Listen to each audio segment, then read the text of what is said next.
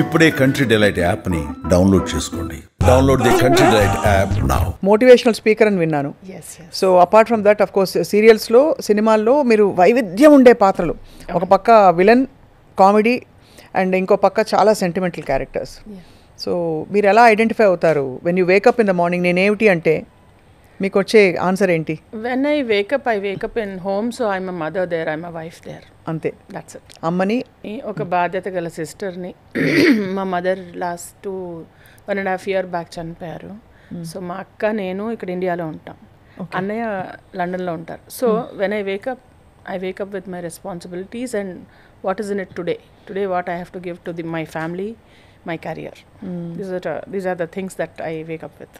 And apart from that, మీకు అసలు ఈ చాలా హైలీ ఇంటలెక్చువల్ యాంగిల్, అంటే అది నటులకు ఉండదా అంటే అలా కాదు, ఇది చాలా ప్రస్ఫుటంగా డెవలప్ అయిన యాంగిల్ ఎక్కడి నుంచి వచ్చింది మీకు? బేసికలీ నేను వర్కింగ్ ఉమెన్ అండి. I started my work at my age of 18. Okay, మీకు 18 ఏళ్ళప్పుడు మొదలుపెట్టారు. 18 ఏళ్ళప్పుడు నేను I started to work as మన రిసెప్షనిస్ట్గా జాయిన్ అయ్యాను. ఫస్ట్ మా ఫ్రెండ్కి తోడుగా వెళ్ళాను, ఊరికే అమ్మాయి వెళ్తున్నా అమ్మాయితో కూడా వెళ్ళాను నేను. మీరు రిసెప్షనిస్ట్గా చేస్తారంటే నాకు అది ఏంటో కూడా తెలియదు, జాబ్ ఏంటో కూడా తెలియదు. Then yes I will work అన్నాను. అలాగా అక్కడ చేరి, అక్కడి నుంచి మళ్ళీ ఒక పూర్వం యాప్టెక్, ఎస్ఎస్ఐ అలా కౌన్సిలర్ జాబ్స్ ఉండేవన్నమాట. అలాగా చేరి I became the face of the company at a very starting stage of my life. So అలాగా కౌన్సిలర్గా వర్క్ చేస్తూ అక్కడ మళ్ళా అక్కడ that is where I invented and met lot of people అండి.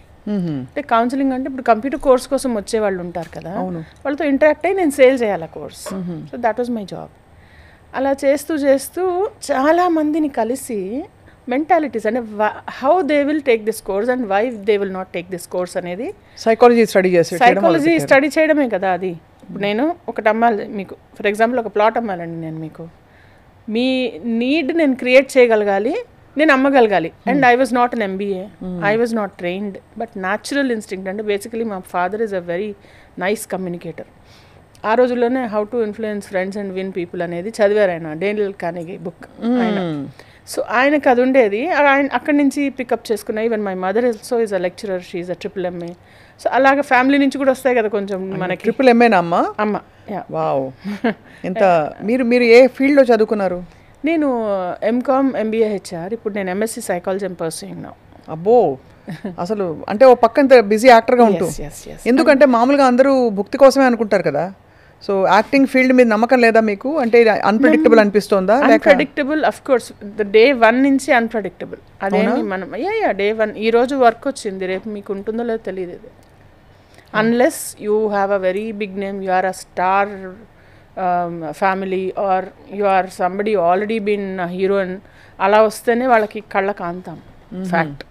అవునా? మూవీస్లో అంటే కాదండి, ఇంత డిస్క్రిమినేషన్ పేలో అనేదన్న ఒక మాట వచ్చిందనుకోండి, వాళ్ళు ఒకటే అంటే వాళ్ళు హీరోయిన్గా చేశారు కదండి. సో పే డిస్క్రిమినేషన్ ఉంటుందా? ఉంటుంది కదా. అంటే ఎలా ఉంటుంది, ఏ బేసిస్ మీద? వాళ్ళ ఎక్స్పీరియన్స్ అంటే వాళ్ళు ఇప్పుడు సపోజ్ హీరోయిన్స్గా చేసిన వాళ్ళు ఉన్నారు, ఎక్స్ హీరోయిన్స్ అనాలేమో వాళ్ళని. అప్పుడు హీరోయిన్స్గా చేసి ఇప్పుడు మదర్స్గా చేస్తున్నారు కదా.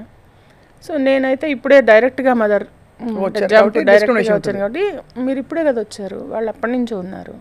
సో ఎప్పటి నుంచి ఉన్నా వాళ్ళు చేసేది యాక్టింగ్, మనం చేసేది యాక్టింగ్, ఆ రోలే మేము కూడా చేస్తాం. So it's like we're more maybe accommodative, or they should know that. But అది అన్ని ఫీల్డ్స్లో ఉంటుంది కదా మాధవి గారు? అన్ని ఫీల్డ్స్లో కన్నా ఇక్కడ ఎక్కువ ఉంటుంది కొంచెం. అంతేనా? సో అంటే పే డిస్క్రిమినేషన్ ఉంటే ప్రాబ్లం లేదు. సో ఎవరికి ఫార్చ్యూన్లో ఉన్నది వాళ్ళకి వస్తుందని నమ్మే మనిషిని నేను.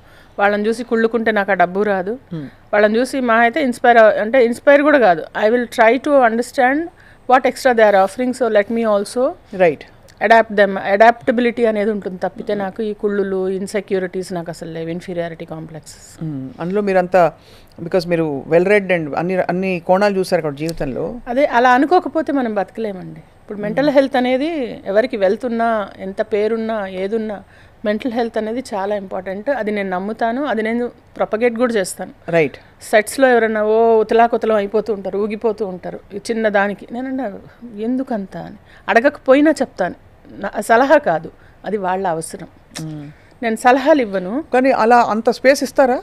తీసుకుంటే ఫీమేల్ యాక్టర్స్ మీరు తీసుకుంటారా? అంటే తర్వాత వాళ్ళు చెప్తారు, I felt very nice, first interested ఉండరు, ఎందుకంటే మనకి తెలిసింది మంచి అయితే చేయాలండి.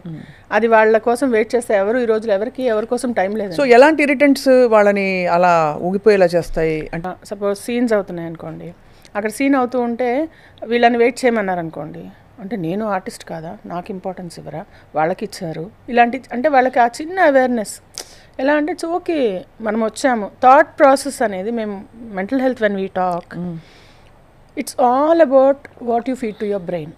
We are what we feed to our brain. అంతేగా పొద్దున్న లేచిన తర్వాత నేను ఏం థాట్ పెట్టుకుని లేస్తాను, నేను ఏం థాట్ పెట్టుకొని అవతల వాళ్ళని చూస్తాను. So that is what the camera lens that we have hold. Thoughts అనే లెన్స్ పెట్టుకొని చూస్తూ ఉంటాం మనం మనుషులు, అంతే కదా. మనం అలా అనుకుంటాము, కానీ తప్పమని ఒకటి తగిలింది అనుకోండి, అప్పుడు ఏం చేయాలి?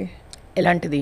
ఫర్ ఎగ్జాంపుల్ మీరు అన్నట్టు ఒక రెస్పెక్ట్ తగ్గిందని, ఇప్పుడు చాలామంది ఆర్టిస్టులు నేను ఈ టీవీ సీరియల్ ఇండస్ట్రీలో ఎక్కువ చూశాను, దట్ చాలా ఇలా అంటే బాగా ఎక్స్పీరియన్స్ ఉండేవాళ్ళు అని అనుకునే యాక్టర్స్ కొంచెం వాళ్ళకి మర్యాద కొద్దిగా తగ్గినా కూడా చాలా హర్ట్ అయిపోతారు.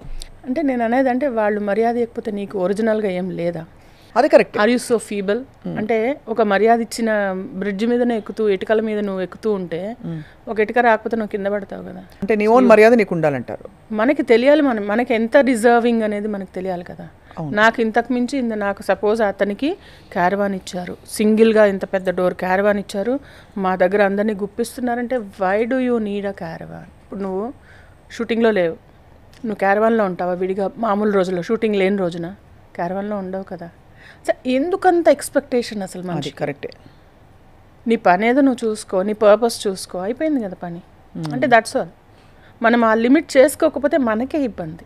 సో ఇట్లా మనం మొత్తం బాడీ నుంచి బయటకు వెళ్ళిపోతుంది. మీకు చలేస్తుందండి ఫర్ ఎగ్జాంపుల్, మీకు చలేస్తుంది, ఇక్కడేస్తుందా, ఇక్కడేస్తుందా, ఒళ్ళు మొత్తం చలేస్తుంది కదా. అవునంతే. మీకు వేడి అనిపించింది, స్వెట్ వస్తుంది, ఒళ్ళంతా స్వెట్ వస్తుంది కదా. ఈ కోపం అనేది కూడా ఒళ్ళంతా ఉంటుంది. ఇట్ విల్ బర్న్ ఫ్రమ్ మొత్తం all over body, it will carry ఆ ఎమోషన్. ఇక్కడ నుంచి మొత్తం ఇలా బర్న్ అయిన తర్వాత మీకు ఆ ఫీలింగ్ ఇక్కడ నుంచి బయటకు వస్తుంది. అండ్ దెన్ మీరు మాటలు ఎవ్రీథింగ్ స్టార్ట్స్. సో మనం అంతా డ్యామేజ్ అవుతాం. ఎందుకంత టెన్షన్ పడతారు? 10-10-10 అని రూల్ అని ఉంది మేడం. ఎలా అంటే does it matter in 10 minutes, does it matter in 10 hours, does it matter in 10 months? ఒక సెకండ్ పాజ్ తీసుకొని జస్ట్ 10-10-10 రూల్ కనుక అప్లై చేసుకుంటే, ఇఫ్ యూ థింక్ నీకు అది 10 minutes కాదు, నీకు అది ప్రతి నిమిషం నేను ఇబ్బంది పెడుతుందంటే గో దాని అంతు చూడు. Right. Otherwise don't bother.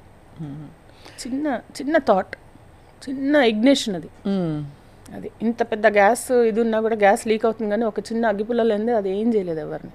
Correct. అంతే కదా. అయితే ఇబ్బంది పెడుతుంది అంతే. That is how it is. ఆ ఇగ్నిషన్ అనేది how you would give that thought అనేది ignition. Your thought will become your action, your action will become your character, and your character will become a habit will become your character. True కదా.